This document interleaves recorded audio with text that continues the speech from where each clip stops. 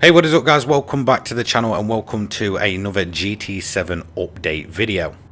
Now, it's pretty funny that I kind of put a video up on the Saturday discussing when the next update may be, and then literally within 24 hours Kaz uploads his images about the next update, mainly just the car silhouettes, which is pretty standard. That'll come out before we get any proper information about the update and the kind of depth of it. So it's kind of only really the first part that's been revealed.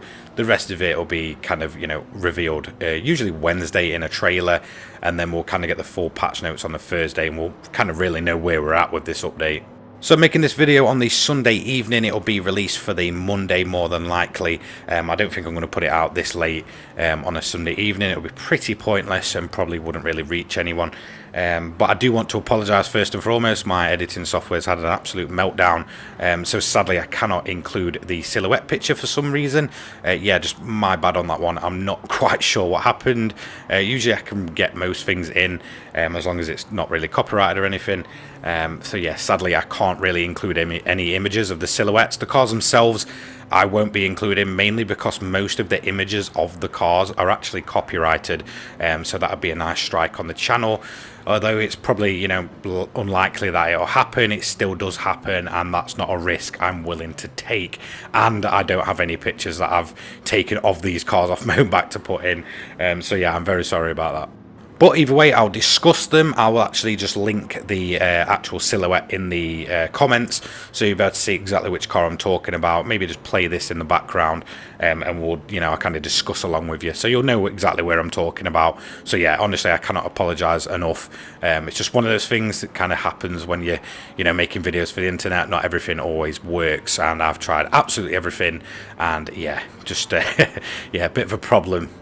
So the cars themselves have pretty much been confirmed as their exact models and such by Nenkai. He did that around about a couple of hours after he started letting people guess what they were.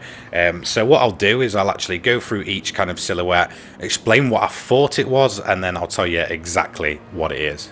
So let's start with the bottom silhouette first, and this is probably the most controversial of the bunch, and for pretty good reason in my opinion.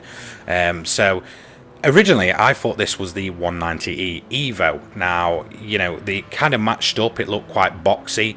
At first, I think a lot of people just took it at first glance and thought it was some kind of Porsche, maybe the 993 GT, sorry, the 993 Turbo, which is kind of rumoured to be coming at some point. It's been data mined and all that stuff. But it turns out, if you look at it a bit closer, it's actually quite boxy.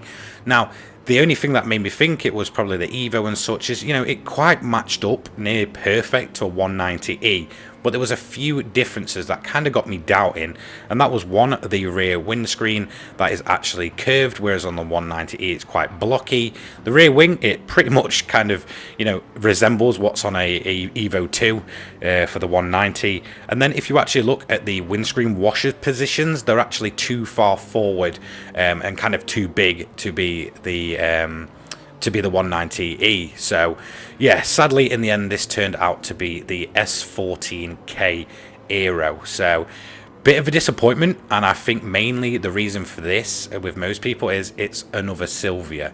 Now, don't get me wrong, in my personal opinion, this is the Silvia that should have been released a couple of updates ago. The Zenki that came in, look, nobody really asked for it. It's not the most kind of flashy of the Silvia models. I think everybody would have preferred this one to, come into the game then.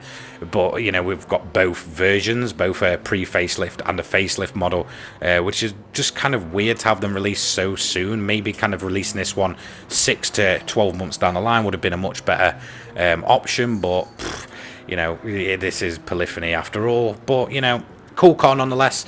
I just kind of wish we would have had it a couple of months ago, and even replacing the Zenki one that we got, because yeah, it's cool when it's modified, but I don't think many people really use it outside of just kind of messing around at Tokyo and such. It's not really a race car, it's more of a kind of showing off to your friends and having a flamethrower kind of car.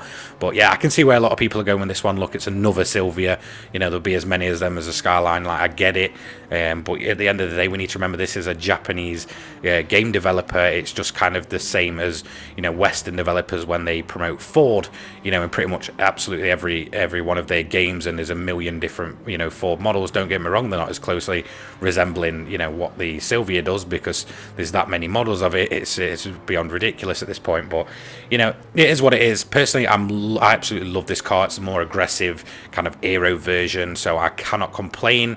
I just wish this was here in place of the Zenki and we got something else.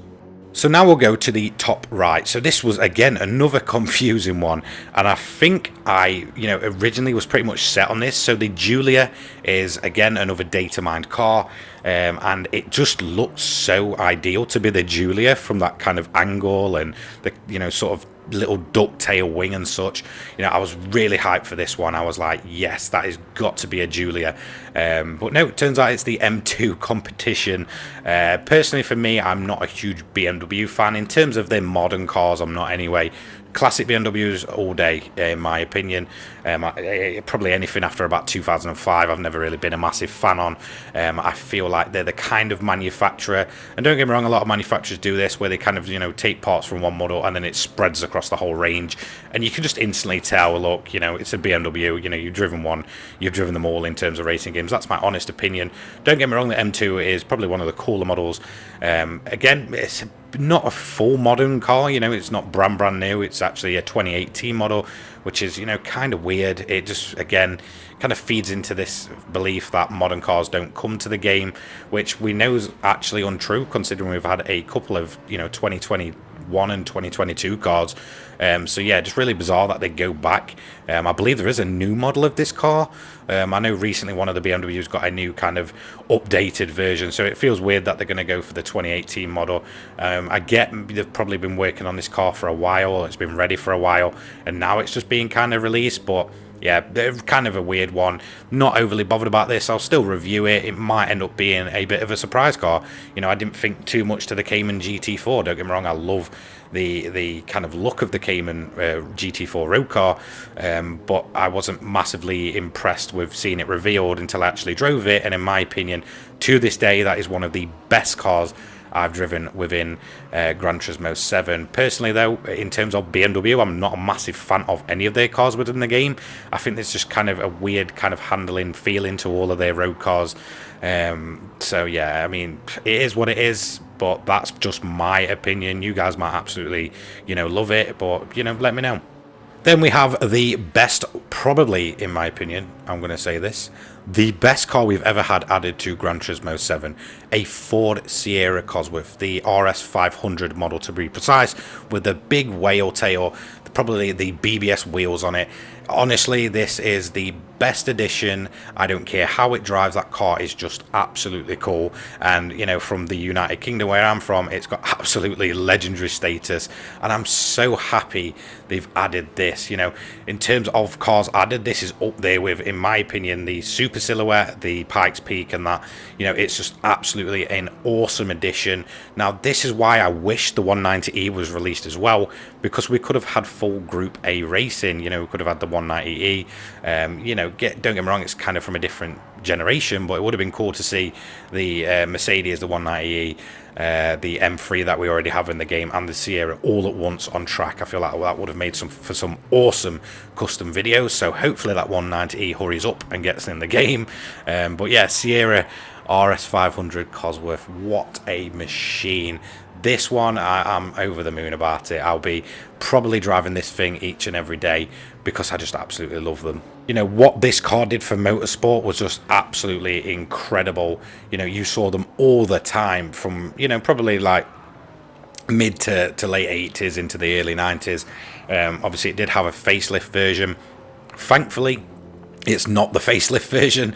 I'm not as big of a fan. I feel like the proper kind of, you know, square separated lights kind of look, you'll know what I mean. Just looks absolutely amazing, and it's the best model of the Cosworth in my opinion. Rear wheel drive, I believe this one will be. I believe the four-wheel drive only came to the car in like 1991 and 92. So yeah, I mean, absolutely awesome. Cannot wait for this car. Trust me, I will be jumping on that car as soon as possible. So massively hyped for that one.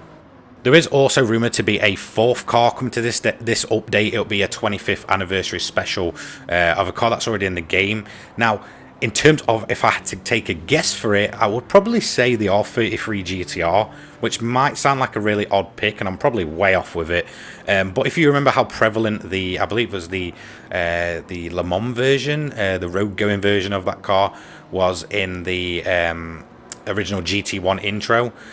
That's kind of where I think if they're celebrating 25 years, you may as well kind of, you know, celebrate some of those older machines that are actually in the game, you know, today in GT7. So, you know, that's just my oddball pick. It's probably going to be a more modern car, and I probably won't be too bothered about it. Not much is really known about that, if you can even acquire it. I don't know if it's just usable or something like that, who knows. But yeah, that is going to be it for covering all the cars. So that's going to be it for today's video. Again, massive sorry for the editing problems. I did try my best, I just couldn't get it working, so I do apologise. But yeah, that's going to be it for today's video. Don't forget to like, comment, subscribe, turn those notifications on so you don't miss an upload from me. Go in the description to check out my links, including my Twitter and my Discord. Check out my sponsor, the Controller People. And I'll see you all in the next one. Take care, guys. Have a great day. Peace.